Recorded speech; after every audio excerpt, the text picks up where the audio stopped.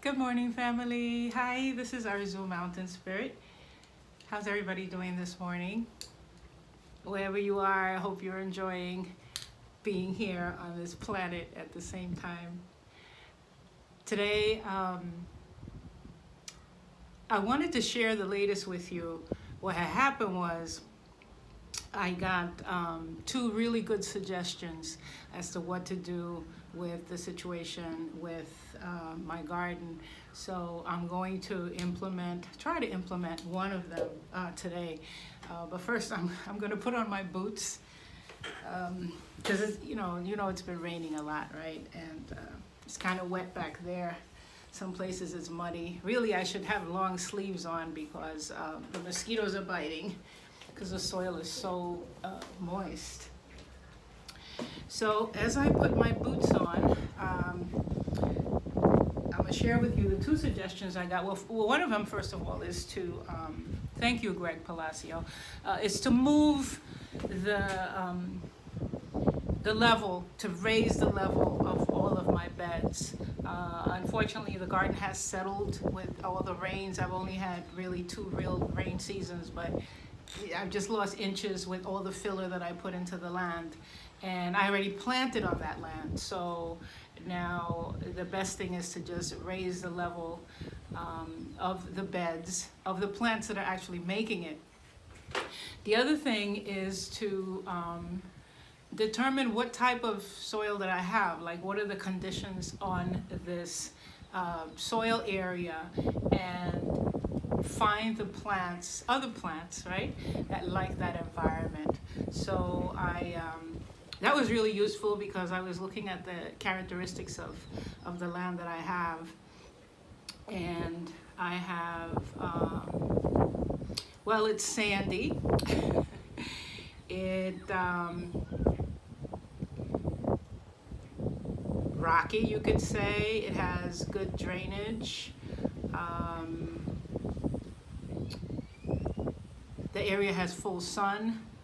It does accumulate water, but it drains pretty quickly. So he suggested that I find plants that actually like that environment. And as it turns out, the category that came up was hardy cacti. Those are the cactus plants that it takes a lot to kill them. So what I did was I found that I have a couple of hardy cacti, and I dug them up, but I'm gonna take you with me to show you my process.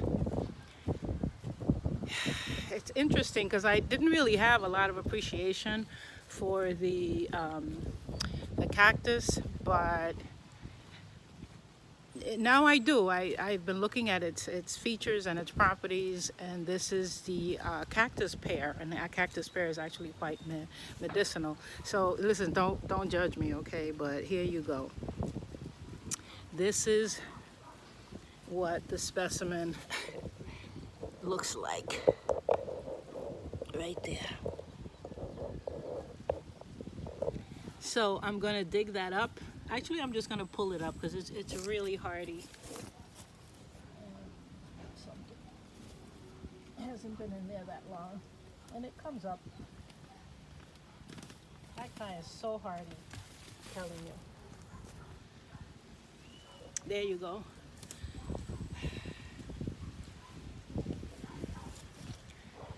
And now we're going to, oh boy, hold on.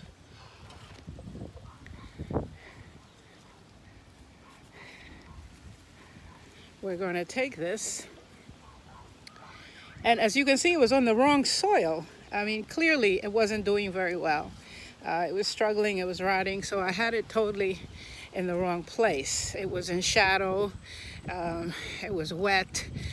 So there's a lot of adjusting I have to do here. Having come from the rainforest where everything grew, I have to really respect the boundaries that these plants have set. So here we go. We have this dry desert-like soil. So here's a planting bed that's not flat, it's actually on a on a slant. Water comes from there, and then it just drains right through here. But what I also did was, for the sake of nutrition, I mixed in some black soil. You see the band of black soil. When you dig under there, there's a band of black soil, and there's plenty of nutrition there. Right now, I'm going to go get one of my tools. Stay right here.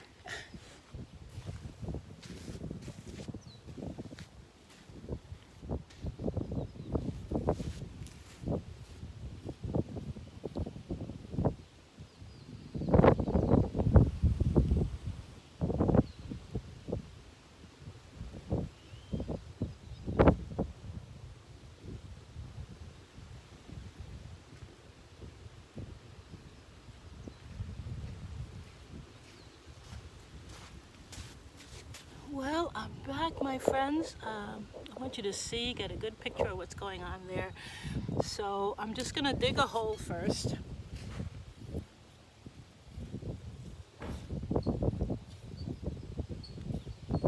Not too deep, but just enough for the root ball to fit in. You see all that black soil in there? Yummy, delicious. Delicious. Okay. Hopefully that's big enough.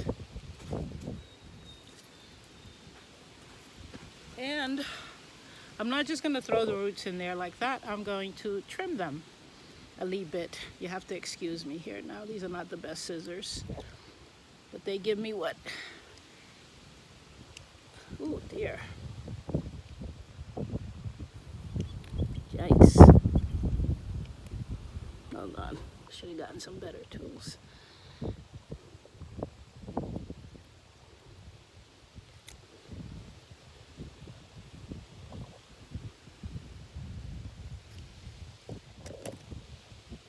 Here we go. So it's going in there, like I said, not too deep. This is what you call hardy cacti. It's going to do a lot much better here. And this one gives us the cactus pear.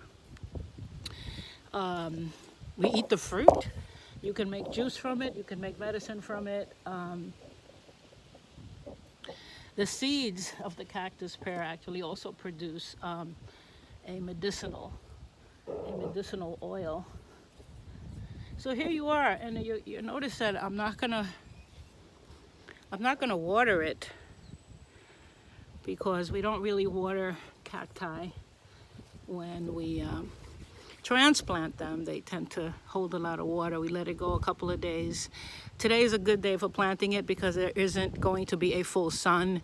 There's a probability of rain, so it's going to be mostly overcast. So the plant is going to get a nice break as it adjusts.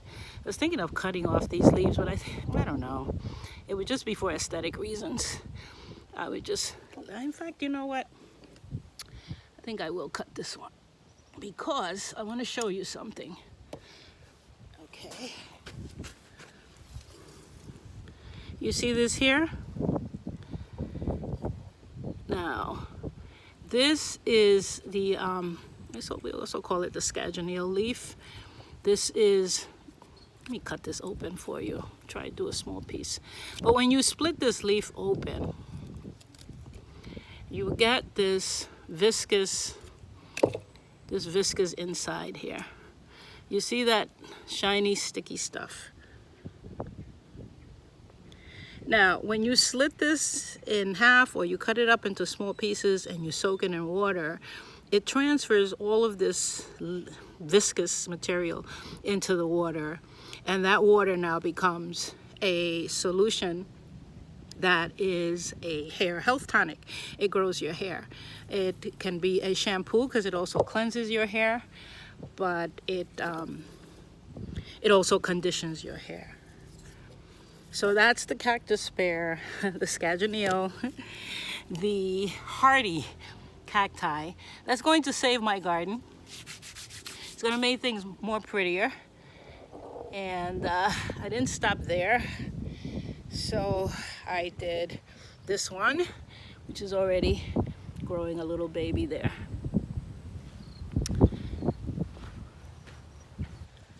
I did this one. That one has a baby as well. I had to cut off a beaten up leaf. Now these were all in the back in that wet, brown, moist area, not growing. Here's the other one. This is a different type, but it's still a hardy cactus, and that's why it's doing so well out here. I also transferred another little piece that was suffering in the back to this bed here to be with the Artemis and keep it company. I put a little one down here next to the pata de vaca. You see the pata de vaca that's struggling. This is one of the ones that I had to move from here. It doesn't like this soil. It's clearly, it's telling me it's pissed off. So respect. I have planted more of them in the back, and I'll be digging this one up, taking it back there with its brothers and sisters, and hopefully it'll recover. So I'll be transferring more cacti. Here is one that I found that had fallen during the big rain. You see?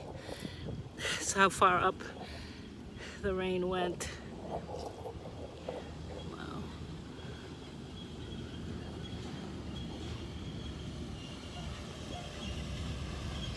Yeah, you should also know that this is also called Nopal. This is the leaf of the Nopal. It has a nice tart little flavor. It's delicious. It stays like a little crispy. If you can imagine a tangy tart cabbage-like vegetable, it's delicious. I don't even peel the green from it.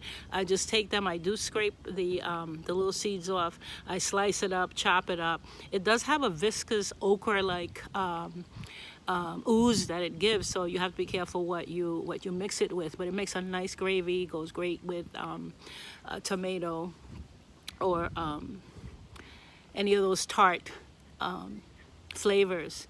I made it curry. I made it with curry leaves and with curry sauce and some chili peppers, and it's a nice relish to put over your rice. So this is a great plant to have, and you should know that you could also grow it indoors. It doesn't have to grow outdoors. I mean, it puts up a fight wherever you put it, wherever it goes. The only thing this plant will not do well with is a lot of water, as you can see. Well, I can't wait for it to start to flower, and then you'll see the flower. Hey, listen, if you like what you're seeing, just smash that like button. Let me know that you like what you see. Subscribe to our channel and share this with everyone. Send me a comment.